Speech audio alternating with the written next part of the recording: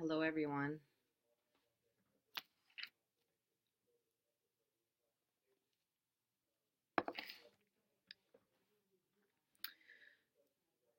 I feel like I have a couple of things I want to talk to everyone about, and I was going to write it in a Facebook post, except it would have been like 20 pages long.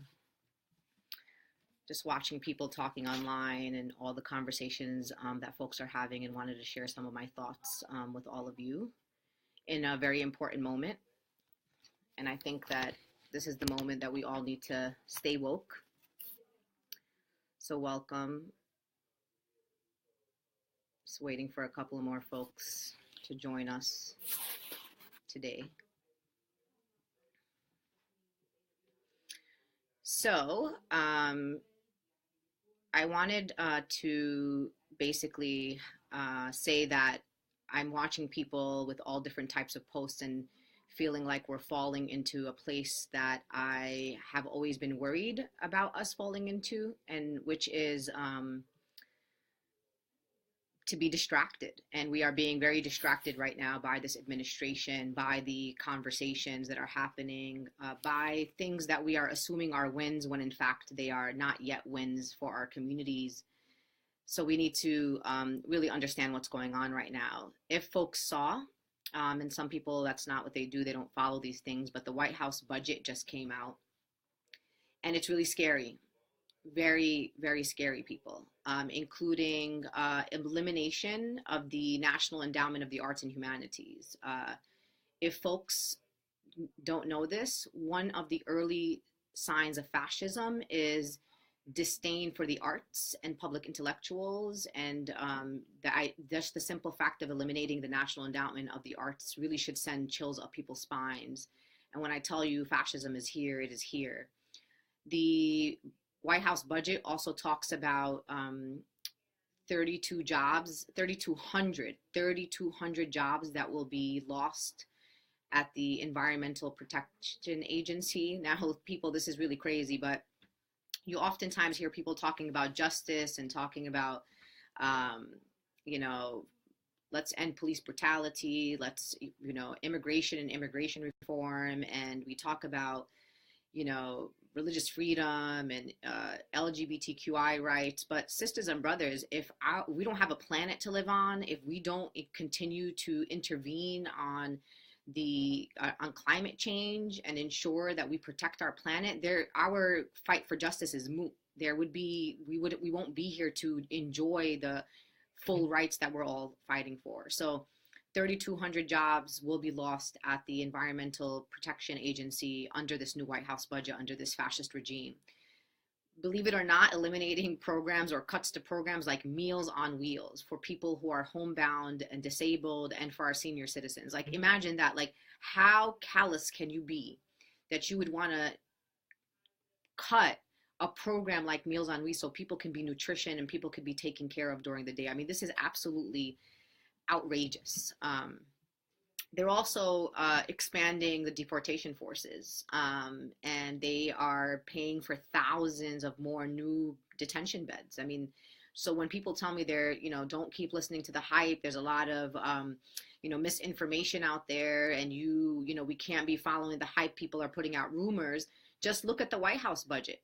It's calling for thousands of more new detention beds. It's looking at hiring 1,500 new DHS and ICE agents. This is reality, sisters and brothers. Like, we have to understand where we are and what is going on around us. A lot of us may not be feeling the direct impact of this administration personally at the moment. We may not feel what it feels like to shut down the National Endowment of the Arts and Humanities.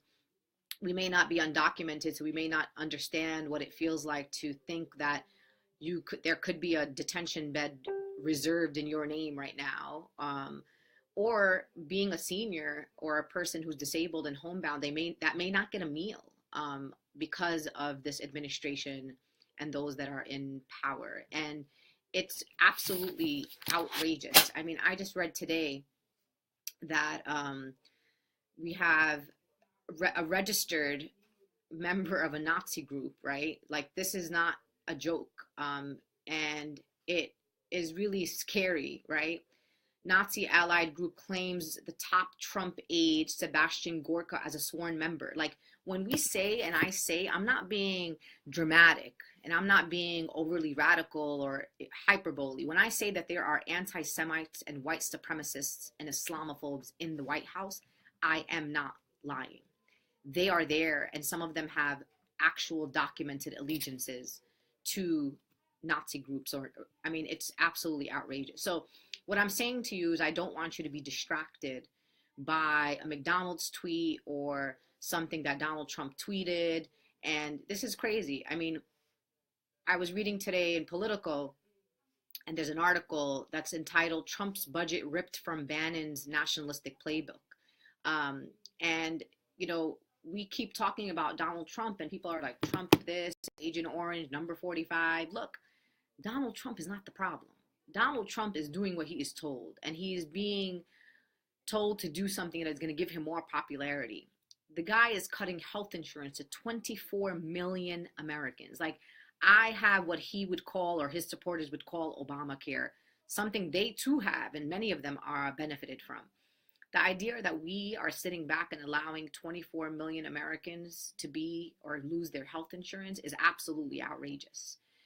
So I want us to wake up, and I want you to understand that we are not all going to agree on anything. But if we can at least agree on a few things, we have an administration that is unfit to lead this nation.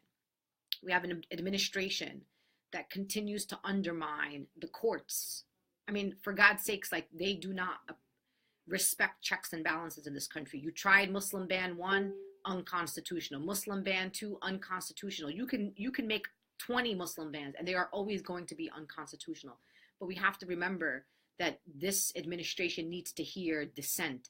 Dissent, sisters and brothers, is the highest form of patriotism. I'm going to keep saying that. Under this administration, you sitting at home or writing on Facebook that you're upset about something, Facebook may actually be a little bit better, but sitting at home with your family, with your friends, and saying this is outrageous is not helping the most marginalized members of our society. It is not helping those who have become uninsured. It is not helping our seniors. It is not helping our children. It is not helping Black people or Indigenous or Mexican or undocumented or Muslim people. You need to figure out ways that you are going to organize in your local communities and hold your local elected officials accountable. This is serious. Like, we are in such a serious and critical situation right now. Like, I can't even find the words to describe the moment and how I'm feeling about seeing what is happening. And it's only been 7.5 weeks. Like, this, all of these bad things have happened in the last 7.5 weeks. Do I care that the administration has ties to Russia? I think that's outrageous. Absolutely.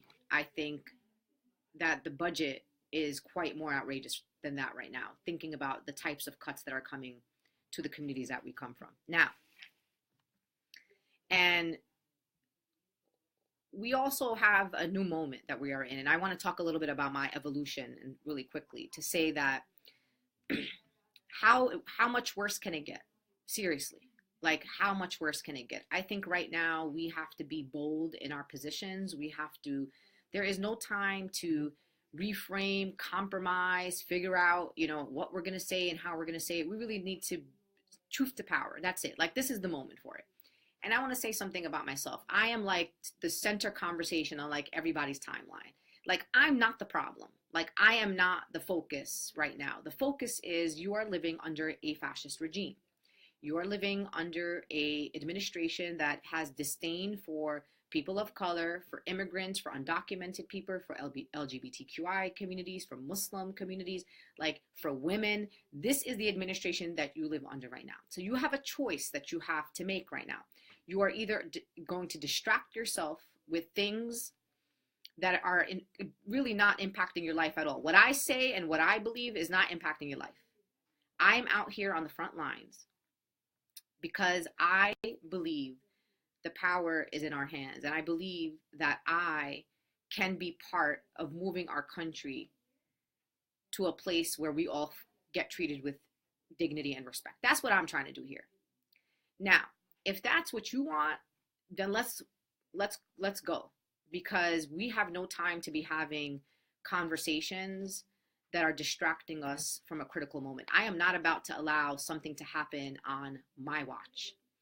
And it looks like there are going to be many, many bad things that are going to happen on our watch right now. And some of us are not risking as much as others. And we have to understand that. And it's not always appropriate for everyone to risk in this moment. It's just not. Some people have different reasons why they can't be on the front lines.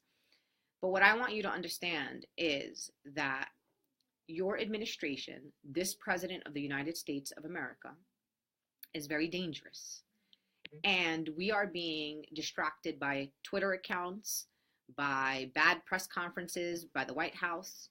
And I want you to start looking at the details of how this administration is impacting the communities that we come from.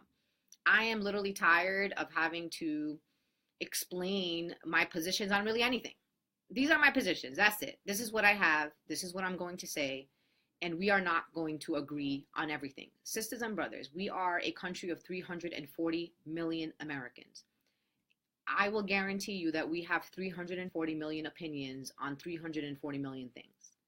Right now, we have a responsibility to protect the most marginalized communities amongst us. That is all of our responsibilities. And I always tell the story, and I'm going to tell it here again because this story stays with me anytime I am somewhere. This is what I think about. And it actually came up again recently as I was doing an event for the New York City Commission on Human Rights, where I was a speaker for a women's event. And I talked about Japanese internment camps. And I talked about that horrific moment in our history. And I talked about a moment when I was at a public university in the Midwest. And after my lecture, 600 people of color, mostly a young boy, stood up from the Muslim Student Association. And he said to me, I have a question, Sister Linda. He's like, who lived in this country at the time of Japanese internment camps? I want to know who those people were that allowed for their sisters, their Japanese sisters and brothers to be hauled off with their children and put into camps. I want to know who those people were that allowed that to happen on this U.S. soil. And he sat down and it took my breath away.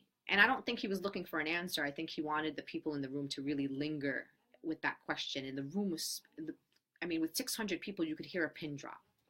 And I always think about that little boy and think about his anxiety and his fears. And I always think to myself, yeah, why wouldn't we do Japanese internment again? Like what makes Muslim communities in particular, like what makes us immune? What makes me more honorable than a Japanese American? Did Japanese Americans not have children that they love like I love mine? Did they not have families that they love? Did they not have careers? Did they not have aspirations and dreams just like I did? Like, I don't understand why people think that you're in a moment in history where we somehow can protect ourselves from something horrific happening. We have seen many horrible things happen on the watches of the American people. What makes this time different? And what I hope is that, 60, 70 years from now, there is never a Muslim boy or indigenous boy or a black boy or undocumented boy or any boy that stands up anywhere and asks about us and says, where were they? Who were those people that lived in 2017 and 2018? What were they doing? Why did they allow something really horrible to happen? And I don't want people to say, you know why? Because they were too busy distracted by a fascist regime. They were too distracted by a president who's unfit to be the president. They were too busy looking at Twitter and tweets instead of really building on a local community level. Sisters and brothers, we are in a crisis mode right now. Our president has requested one of the largest military expansions probably in all of history. So I want you to understand that we are in a moment where we need to look out for each other, where you do not have to agree with what I have to say. And I am not responsible for I can explain things, but I will not and cannot make you understand things. You have to take what you hear, what you see, and be a critical thinker and do for yourself and do for others. One of the things I appreciate about where I came from and where my family comes from in Palestine, and a lot of people have this experience from coming from villages, right, across the world. One concept we do not have in these United States of America is we don't have this concept of it takes a village to raise a child. Where does that come from? That comes from the idea that in the neighborhoods, in the local vicinities that we live in, that we know our neighbors, that we love and protect one another, that everyone knows the names of our children, that we watch out for one another. Here in this country, in the West, we have learned something called individualism. We all look out for ourselves, every man for himself. That's not the kind of community and society that I want to live in. I want to live in a society that looks out for my children, that looks out for each other, and that we do not put our safety and security in the hands of the state. One more time for the people in the back, that we do not put our safety and security in the hands of the state. Safety and security, it is our responsibility to protect our communities and to protect the most marginalized that are amongst us. So what I'm saying to you today is, we need you. We need you to call your elected officials, your U.S. senators, your members of Congress. I want you to put those people on speed dial. Like, their name should be in your cell phones under their name, so you don't got to look for the number every time. Every time you hear something, you need to pick up that phone. It takes you 30 seconds to call and say, look, this is my name. I'm calling to let you know why I'm concerned and what I need you to do about it. If they continue to hear from the American people that we will not stand for shutting down the National Endowment for the Arts and Humanities, if they hear that we are outraged that you would cut a program like Meals on Wheels, that we are outraged on budget cuts on the EPA, that we are outraged on the paying for of thousands of more detention beds that we do not need, they will continue to do this, and they will allow this to continue to happen. So, Muslim ban 2.0. Everyone was celebrating. I'm all about Hawaii. Aloha Hawaii. We love you, Hawaii. I'm glad the trolls are threatening to boycott you, but don't worry, we got you. Those are the small wins that we have along the way. And I want people not to be distracted that these holds and these stays by the courts are temporary. Temporary. Let's people for the people back. Temporary. We cannot be distracted by these moments that we do need to celebrate, but these moments are temporary moments. And let me tell you this. Never underestimate your power and the power of the people. The reason why those stays happened is because the public dissent in the airports, the continuous rallies, the people calling and voicing their concerns and posting and writing stories and unearthing the stories of those who are most directly impacted. That is why these things are happening. Change doesn't come because someone in office or someone in power or someone who's part of the elite decides to be moral one day. That's just not how it works. It is about the public opinion. It is about public opinion. It is about the political environment that we create in order to stop these things from happening. So my message to you today is stay woke. Do not be distracted. Understand that you are living under fascism, whether people like it or not. I want you to look up a sign, early warning signs of fascism. As a matter of fact, don't move because I'm going to read you the sign.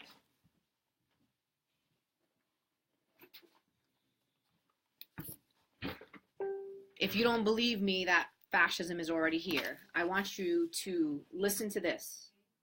This is a sign in the Holocaust Museum in Washington, D.C. And I know many people have visited, but if you have not visited the Holocaust Museum, I'll tell you this right now. You need to emotionally prepare yourself before you enter a space that documents one of the most horrific moments in human history. In the Holocaust Museum, there is a sign that says, early warning signs of fascism, powerful and continuing nationalism, identification of enemies as a unifying cause, supremacy of the military, rampant sexism, controlled mass media, obsession with national security, obsession with crime and punishment, religion and government intertwined, corporate power protected, labor power suppressed, rampant cronyism and corruption, fraudulent elections.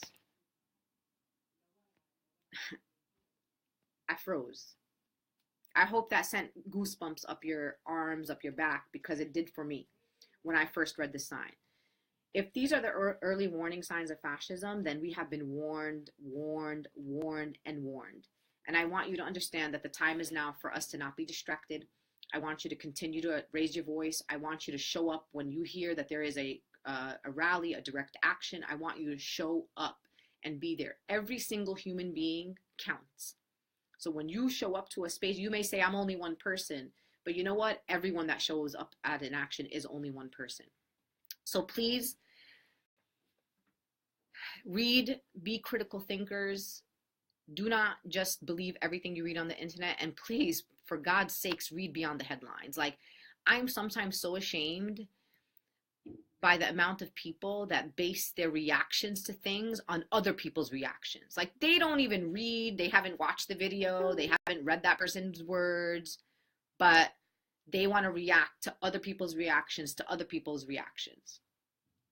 That just shows me that people aren't critical thinkers, that you are gullible, that you are a person that doesn't have the depth of knowledge and intellect to have a real debate or be able to actually read something and be able to analyze it in a way that is respectful and that allows for there to be different stories. And I'll say this to people that are always discouraged by the kinds of vitriol that happens online. I will say this about myself. I'm probably right now in this moment the most criticized activist in America, straight up. And I wouldn't even call it criticized. The critics are great. I love the critics. Those critics are people I appreciate, and I want you to continue to critique me. I want you to continue to help me grow and evolve. I'm talking about the people that believe that their truth is more honorable than my truth, that their truth is more true than my truth, that their story somehow is more valuable than my story. My truth comes from my own personal experiences. It comes from the communities that I come from. It comes from the things that I've read, the things that I've studied, the stories that I've heard. So you can have your truth, I can have my truth. In order for you to explain to me your truth doesn't mean you take away my truth. I will not take away anything from myself. I will not hide any part of my identity. I will not try to change my truth to help fit into your truth. That's just not how the world works. And if you expect the world to work that way, then I guess this is why the reason, or one of the reasons why we're in the situation that we are in today. So stay focused, understand the moment that we are in, and that we need all hands on deck right now. And we need to ensure that we are protecting the most marginalized. I want you to tell yourself that every single day, that that is your responsibility, and that you will be, and you could go down in history as the generation that allowed some more horrible things to happen on our watch. And I will say this.